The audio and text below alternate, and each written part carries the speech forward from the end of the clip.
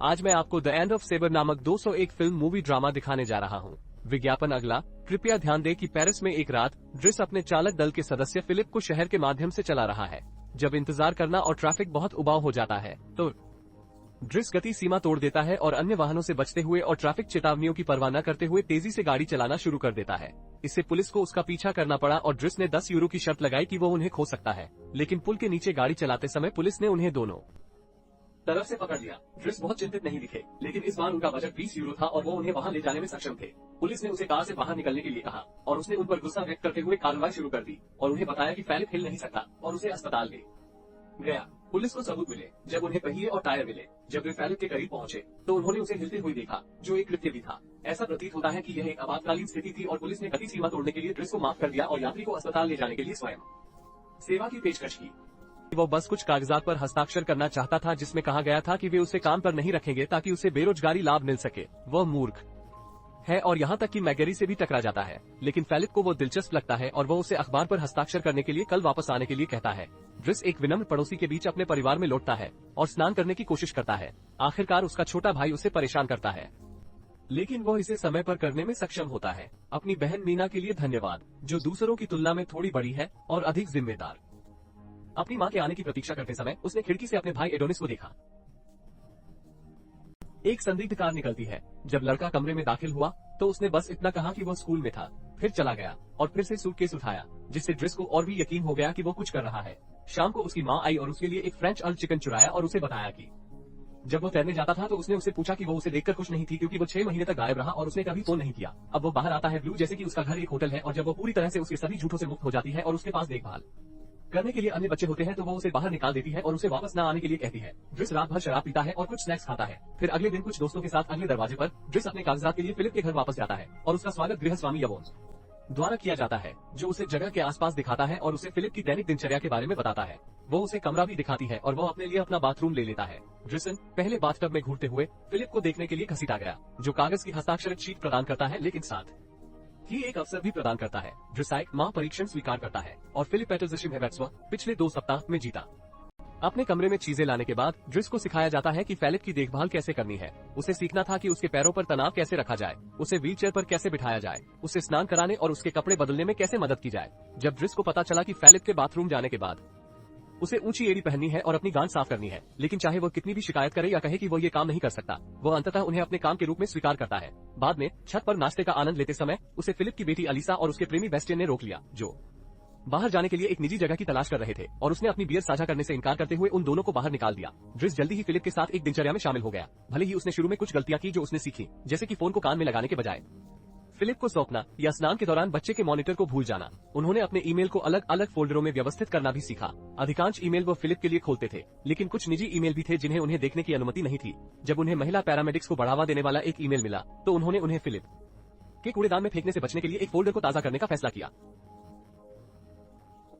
ये सब new life का काम नहीं है। ड्रिस अभी भी अच्छा समय बिताना सुनिश्चित करता है। वो मोगली से टकराने की कोशिश करता रहता है और कभी कभी बचाव दल को अपने साथ सोने के लिए बुलाता है। एक सुबह जब इवोन उसे पीटने के लिए उसके कमरे में आई तो उसे उसके बैग में कुछ खतरनाक हथियार मिले, लेकिन उसने अभी तक उन पर कोई टिप्पणी नहीं की थी। ड्रिस का काम आज फिलिप को चलाना है, लेकिन वो उसे कार्गो की तरह कार के पीछे बिठाने से इनकार कर देता है, इसलिए वो उसे एक कम व्यवहारिक लग्जरी कार में बिठाता है। फिलिप को शुरू में लगता है कि यह उसके लिए नहीं है और कहता है कि उन्हें रवैया रखना चाहिए, और जल्दी ही ऐसा कर दिया गया। एक तेज कम सुस्त वाहन की कल्पना करने के लिए उत्साहित। हालांकि एवन अभी भी असहमत थे। जब उन्होंने इमारत छोड़ने की कोशिश की तो उनके प्रवेश द्वार पर एक पड़ोसी खड़ा था।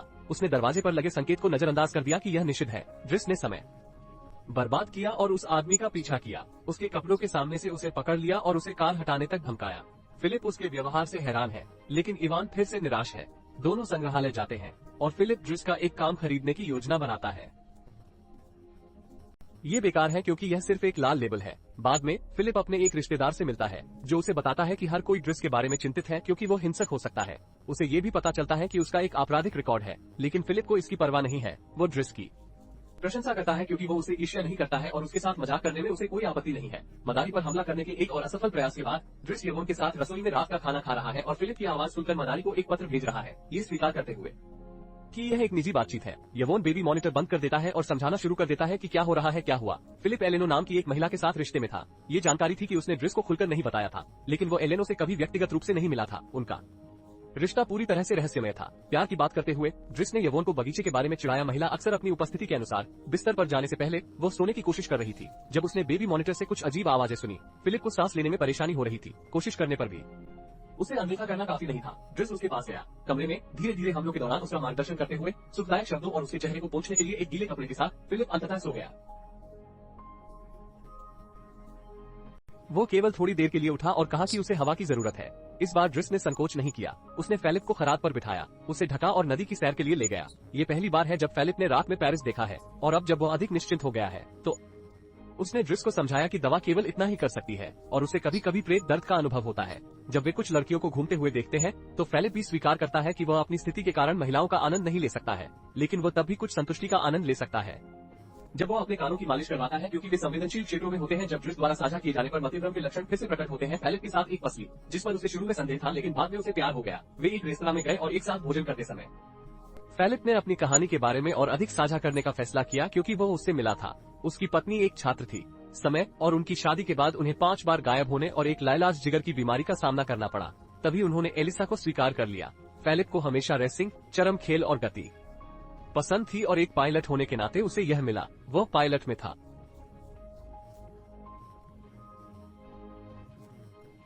लेकिन वो अब भी मानते हैं कि उनकी असली कमी यह नहीं है कि वो कुर्सी पर बैठते हैं, बल्कि यह है कि उनकी कोई पत्नी नहीं है। मजाक के बीच फिलिप को वो दिन याद आता है और उसे पता चलता है कि ड्रिस 1 महीने के लिए मुकदमे से बाहर हो गया है, इसलिए अब उसे आधिकारिक तौर पर काम पर रखा गया है। लेकिन सबसे पहले उसे वो फैबगे वापस लाना था जो उसने चुराया था, क्योंकि यह उसकी पत्नी की ओर से एक उपहार था और वो उसे हर साल एक उपहार देती थी और उसके पास उनमें से ठीक 25 थे जो उनके समय से मेल खाते थे। अगले दिन ड्रिस नीना से बात करने गया और जब वो स्कूल से निकली तो वो थोड़ा नाराज था, क्योंकि उसने उसके संदेशों का जवाब नहीं दिया सिवाय उसे अंडे ढूंढने के लिए कहने के, और उसने उसे बताया कि कुछ पुलिस वाले घर पर फोन कर रहे थे।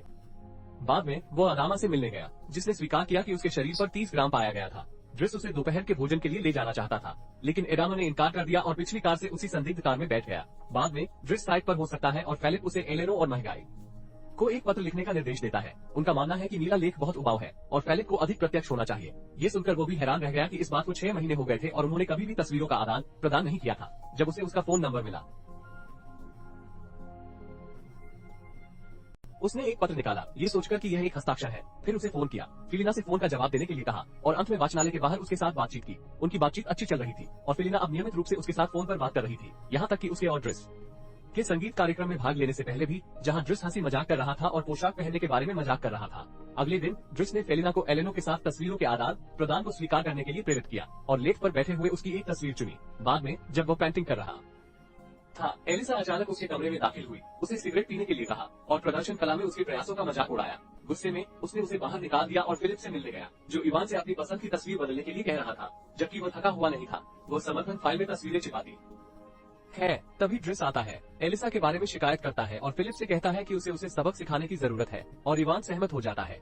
फिलिप उससे बात करने के लिए सहमत हो जाता है, लेकिन वो मुख्य रूप से आश्चर्यचकित होता है जब ड्रिस उसे भूल जाता है कि वो पेंटिंग कर रहा है। जैसे जैसे दिन बीतते गए, फिलिप की ड्रिस से दोस्ती बढ़ती गई, जबकि ड्रिस उसे बर्फ में खेलने और दौड़ने के लिए ले गया। फिलिप ने अपने पहले कपड़े पहने और अपनी बेटी ड्रिस को पकड़ लिया।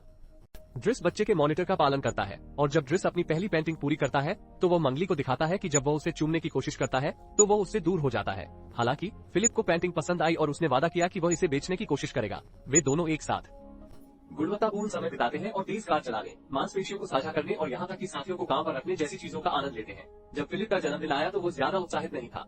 हर साल वो आश्चर्यचकित होने का नाटक करता है कि वे एक पार्टी कर रहे हैं और उसे अपने सभी रिश्तेदारों से मिलना है, जो केवल ये देखने के लिए डेट पर आते हैं कि वो अभी भी जीवित है या नहीं। फिलिप ने कहा कि यह सब काफी उबाऊ होगा, जबकि वो और उसके मेहमान कुछ आधुनिक संगीत का आनंद ले रहे हैं। ड्रू एलिसा को खोज रहा है, जो अपने कमरे में रो रही है क्योंकि उसने एवन की कुछ दवा पी ली है जिससे वो उम्मीद के मुताबिक नहीं मरेगी। उसकी उदासी का कारण ये था कि बेस्टियन ने उससे संबंध तोड़ लिया था और उसे फोन किया था, इसलिए उसने डेरिस से उस लड़के से बात करने के लिए कहा और उसने इसकी कीमत स्वीकार कर ली। उसी समय फिलिप ने ड्रिस की पेंटिंग अपने रिश्तेदारों को दिखाई और उसे 1 यूरो में खरीदने में सक्षम बनाया। ड्रिस रेस्तरां में लौटता है और इवान के साथ बातचीत करता है। उसे बताता है कि मंगोल फ्रेज नाम के एक व्यक्ति के साथ जुड़े हुए हैं, लेकिन वर्तमान स्थिति काफी विनाशकारी है, जिससे ड्रिस को आशा मिलती है। जब पार्टी खत्म होने लगती है तो फिलिप ड्रिस को शास्त्रीय संगीत के इतिहास के कुछ सबसे महत्वपूर्ण गाने सुनने देता है, लेकिन बैंड समाप्त होने के बाद वो केवल प्रतिक्रिया के साथ मजाक कर सकता है।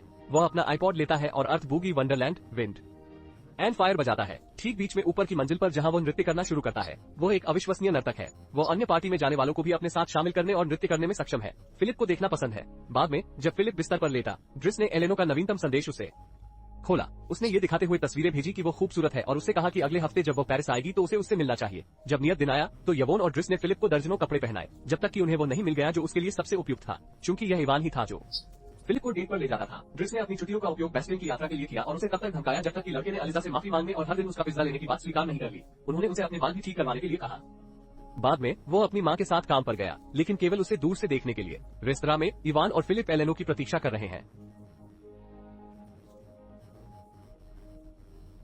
उसे देर हो गई थी और 1 घंटे तक इंतजार करने के बाद फिलिप ने हार मान ली। ड्रिस को बुलाया, उसे ले जाने के लिए कहा और यह ध्यान दिए बिना कि एलेनो उसी समय आ गया था, रेस्तरां छोड़ दिया। उस रात फिलिप ड्रिस को अपने निजी विमान में ले गया और उसे तस्वीरें बेचने के लिए अर्जित धन का भुगतान किया, जिससे वो अनगिनत बार खुश हुआ। वे अगली सुबह ग्रामीण इलाकों में पहुंचे और फिलिप ने ड्रिस को अपने साथ लेकर साइकिल चलाने का फैसला किया। ड्रिस कुछ भी नहीं करना चाहता था, लेकिन पहले डरने के बाद आखिरकार उसने अनुभव का आनंद लिया। जब वे घर लौटे तो अदामा ड्रिस का इंतजार कर रहा था, जिसने उसके चेहरे पर चोट के निशान देखे और उसे पीटा गया था।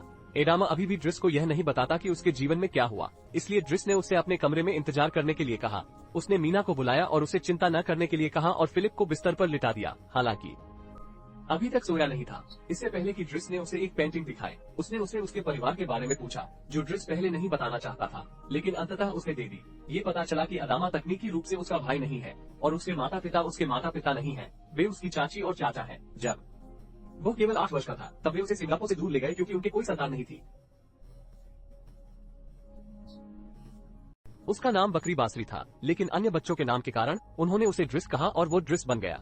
एक दिन उसकी चाची स्पष्ट रूप से कल्पना कर सकती थी और फिर उसके चाचा की मृत्यु हो गई और अन्य पुरुष और अधिक बच्चे थे। इसी तरह ड्रिस ने एक बार उनसे एलिसा के बारे में बात की थी। फिलिप बताते हैं कि एडामा को प्रशिक्षण की आवश्यकता है, इसलिए वो घर पर उसका साथ देने के लिए ड्रिस को गोली मार देता है, क्योंकि वो जीवन भर एक बूढ़े व्यक्ति की देखभाल नहीं कर सकता है। अगली सुबह बेस्टिन बेहतर बाल रखते हुए अपना सामान्य नाश्ता लेकर आया और ड्रिस ने अपना बैग पैक किया और जाने के लिए तैयार हो गया। मैगेरी उसे अलविदा कहने के लिए आता है और जब ड्रिस उसे फिर से मारने की कोशिश करता है तो मैगेरी उसे अपने महत्वपूर्ण दूसरे फ्रेड से मिलवाता है। ये फ्रेडरिक के लिए अल्पकालिक है। परिणाम स्वरूप मैगेरी को पुरुषों में कोई दिलचस्पी नहीं है और ड्रिस के साथ समाप्त हो जाता है। तोड़ता है। कमरे से बाहर जाते समय उसने बच्चे का मॉनिटर इवोन को वापस सौंप दिया और उसे झूठ बोलने के लिए डांटा और कहा कि मैगेरी केवल उसके साथ खिलवाड़ करने के लिए वहां आया था। वापस लौटने पर उसने उसे शुरू करने के लिए ड्राइविंग फाइलें दी और ये देखकर निराश हो गई कि उसने जो तस्वीरें चुनी थी वे वहां छिपी हुई थी। ड्रिस ने कागजात फेंक दिए, लेकिन उसने तस्वीरें अपने पास रख ली। बाहर फिर उसने पाया कि एक कार प्रवेश द्वार को अवरुद्ध कर रही है, इसलिए उसने उसे जाने के लिए कहा, भले ही वह अब वहां काम नहीं करता। जब एडामा ने उन्हें फोन किया तो ड्रिस ने कहा कि यह एक कानूनी मामला है। कुछ घंटों बाद दोनों भाई अपनी मां को स्टेशन पर लेने गए और जब घर लौटते हुए फिलिप अपनी नई देखभाल करने वाली के साथ अपना पहला रात्रि भोज कर रहा था, तो वो इतना शर्मिंदा हुआ कि फिलिप ने उसे खाना न खाने तक छोड़ने का फैसला किया। अब जब इवोन गार्डनर को डेट कर रहा है तो कोई भी उसे इसके लिए कोसने वाला नहीं है। कुछ दिनों बाद ड्रिस अपने पुराने दोस्तों से फिर से मिलता है और कार संदिग्धों से कहता है कि जब वह एडामा के पास जाए तो उसे परेशान करना बंद कर दे। साक्षात्कार उसके पास पर्याप्त अनुभव नहीं है। वह नियोक्ता का विश्वास हासिल कर सकता है। वह नियोक्ता का विश्वास हासिल कर सकता है। वह नियोक्ता का विश्वास हासिल कर सकता है। वह नियोक्ता का विश्वास हासिल कर सकता है। वह अपने नियोक्ता का विश्वास हासिल करने में सक्षम था। वह अपने नियोक्ता का विश्वास हासिल करने में सक्षम था। वह अपने नियोक्ता का विश्वास हासिल करने में सक्षम था। वह अपने नियोक्ता का विश्वास हासिल करने में सक्षम था। वह अपने नियोक्ता का विश्वास हासिल करने में सक्षम था। वह एक रात के लिए अपने नियोक्ता का विश्वास हासिल करने में सक्षम था। उसने घर में किसी को भी उसकी मदद करने से मना कर दिया, इसलिए ओवोन ने ड्रिस को बुलाया और उसे आने के लिए कहा। ऐसे ही उन्होंने शुरुआत की। पुलिस ने पहले तो उन्हें खदेड़ा।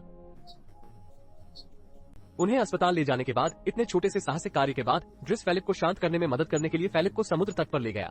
इसके तुरंत बाद ड्रिस फिलिप के मोटे बालों की देखभाल करता है और फिर उसे दोपहर के भोजन के लिए एक रेस्तरां में ले जाता है, लेकिन वो वहां नहीं रुकता क्योंकि आज कोई फिलिप के लिए एक साथी बना देगा। ड्रिस उन्हें शुभकामनाएं देता है। अंत में अंडा उसे लौटा दे। फिलिप को तब अकेले रहने की चिंता होने लगती है जब तक कि वो यह नहीं देख लेता कि उसका साथी एलेनो उसे देखकर खुश है और उसे कुर्सी पर बैठने में कोई आपत्ति नहीं है। वास्तविक तुर्की Guys, this is real video of that person.